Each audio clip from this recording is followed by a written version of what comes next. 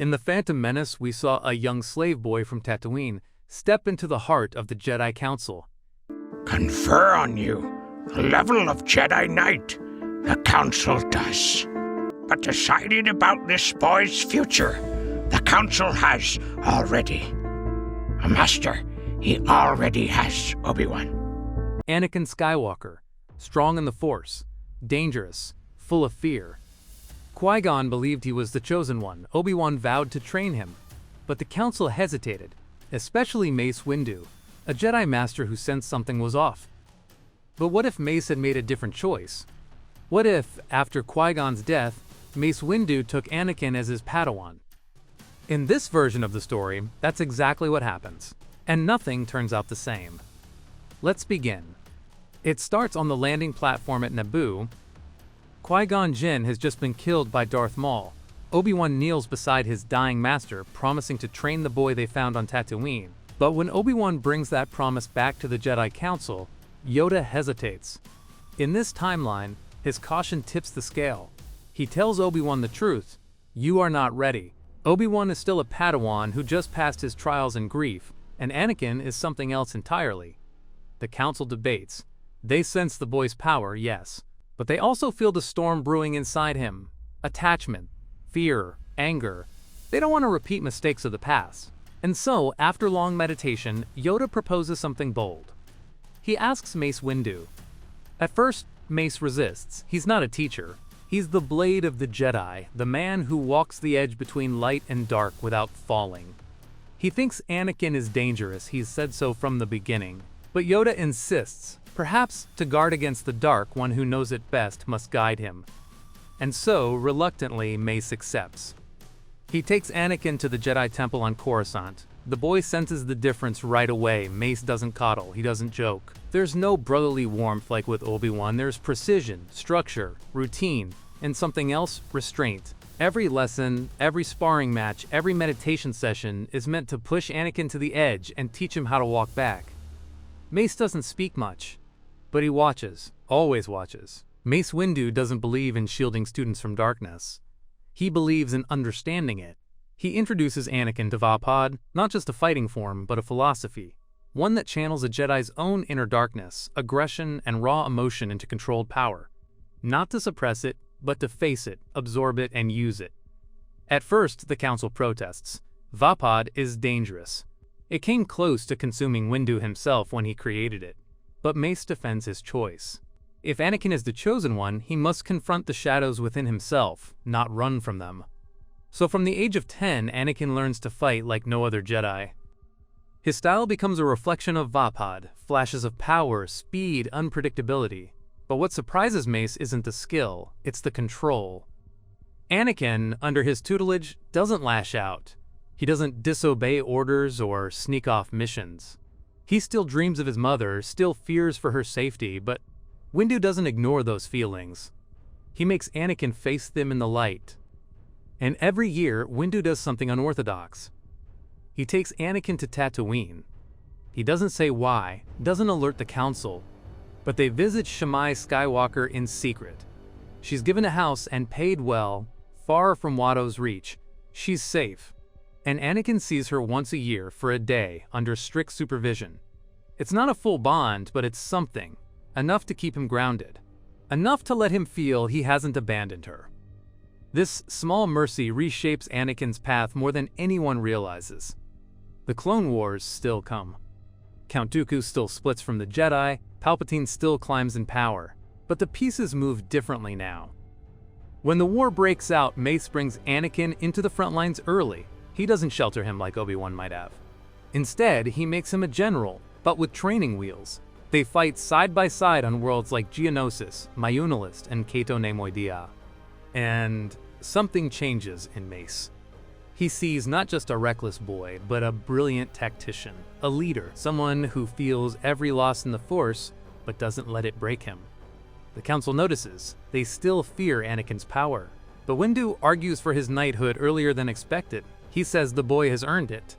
And this time, the promotion to Jedi Knight is not a concession. It's a recognition. Meanwhile, Palpatine still circles. He still invites Anakin to dinners, still whispers doubts about the Council. But this Anakin, Windu's Anakin, doesn't drink it in so easily. He confides in Mace. That's the crucial difference. Instead of hiding his emotions, this Anakin shares them with the one Jedi who won't flinch. He tells Mace about the dreams, about the fear of losing people, about the whispers of a Sith legend named Darth Plagueis who could stop death. And Windu listens. He doesn't dismiss the fears, he doesn't tell Anakin to suppress them, he tells him this. Power over death exists, Anakin, but it does not come without cost, and that cost is always your soul. That line stays with Anakin. And when the final test comes, when Palpatine reveals his true face, Anakin doesn't hesitate. It's late in the war, the Republic is cracking, corruption festers in the Senate, clones are dying by the thousands, and Palpatine, he's secured emergency powers for too long. Whispers of dictatorship echo across the galaxy. But it's not until Anakin walks into the Chancellor's office one evening, heavy with dread, that the final line is crossed. Palpatine doesn't bother hiding anymore. He speaks calmly, deliberately, he names himself.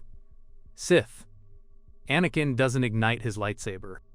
He listens, letting the pieces fall into place. The war, the secrecy, the manipulation, it's all been orchestrated. But Palpatine saves his sharpest blade for last. He brings up death. He offers the one thing Anakin fears more than anything, a way to stop it. He says Anakin could learn the secrets of Darth Plagueis, that he could save those he loves. But instead of being tempted, Anakin feels cold. Because he already told Mace Windu everything. He doesn't storm out of the office, he walks. And when he reaches the Jedi Temple, Mace is already waiting, saber at his side, eyes sharp. He hears Anakin's words without reaction. Then, in silence, he gathers Kit Fisto, Agent Kolar, and Saesee Tiin. They leave at once. This time there's no delay, no uncertainty. They enter Palpatine's chambers without hesitation. And the moment Windu and Sidious lock eyes, the storm breaks loose. Lightning tears the air, sabers flash. The three Jedi Masters fall fast, just like in the original timeline. But Anakin is here, and this time, he's not a confused observer, he's Windu's second blade. Together, Mace and Anakin fight like a single machine, precision, power, and fury. Vaapad meets Sith lightning, Anakin's twin sabers move like wind. Sidious is older now, slower than he used to be, and he realizes too late. The boy he thought he'd corrupted has become his executioner. In a final strike, Windu traps Sidious's arm, Anakin severs it. The Chancellor collapses, burned and broken. There is no pleading, no manipulation, no final twist of the knife. Just silence. And Mace Windu, breathing heavy, looking at Anakin. Is it done? Anakin asks. It's done, Mace says, but the war is not over. Palpatine's death triggers chaos. The Republic reels. His inner circle scatters. The Separatists flounder without a puppet master, but the real danger is buried inside every clone. Order 66 was already coded into their biology. The command still exists, waiting for a voice that no longer lives. At the temple, Windu moves quickly. With Yoda and Anakin, he initiates a mass recall of Jedi across the Outer Rim. Some die before the news reaches them. But many are spared. The plan collapses before it begins. And with Palpatine gone, the Senate doesn't resist. Bail Organa and Padme Amidala step forward to lead an emergency transition council. The war ends not with parades, but with mourning. Still, the Jedi survive. Barely. Anakin's role is now impossible to ignore. He saved Windu, saved the Jedi, and in the process fulfilled the prophecy in the eyes of many. He didn't destroy the Sith alone, but he ended the cycle. He brought balance, not through violence, but through clarity. The council calls for a closed meeting. And when Anakin walks in, the room falls silent. No one argues this time. He is granted the rank of Master. Yoda nods. The future, uncertain still, but brighter perhaps. And Mace Windu, gruff, rarely emotional, simply places a hand on Anakin's shoulder. It is a gesture more powerful than any medal. But peace in the galaxy has always been temporary. From the shadows, others stir. Count Dooku, once a pawn of Sidious, now slips into exile. Without his master, he turns inward, darker, unhinged. Rumors spread of him allying with criminal syndicates, uniting remnants of the Confederacy into something new. More dangerous, though, is a whisper that crosses systems in smuggler tongues and slicer code. Crimson Dawn. At its head, Maul. He never died on Naboo, just disappeared, nursed his hate, rebuilt. And now, with Palpatine gone and the Jedi weakened, he makes his move. Slave trades rise in the Outer Rim, smuggling routes shift, Hutt clans bow quietly. The Republic thinks it's a crime, but the Jedi sense something deeper, and it's Windu who sees the pattern first. This isn't about power, he tells Anakin, it's about revenge. They are forced to rebuild not just the Jedi Order, but their very identity. No longer blind diplomats or distant monks. Now, guardians once more, warriors tempered not by rage, but by survival.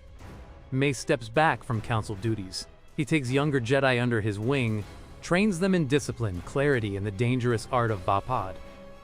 Anakin? He takes on a Padawan of his own, a girl named Ahsoka Tano. But this time, the bond is balanced. No overprotection, no secrecy, no failure to trust. He gives her freedom, responsibility. He teaches her what Windu taught him, how to feel darkness, and not be consumed by it.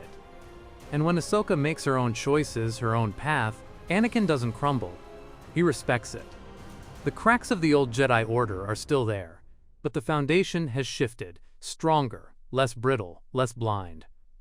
Anakin had brought balance to the Force. That was the headline. The prophecy fulfilled, the war ended, the Sith defeated. But in truth, balance is not a moment. It's a path. And for Anakin Skywalker, the path wasn't over. He had everything the old Anakin dreamed of: masterhood, respect, peace. And Padme. Yes, he married her, but in the open this time.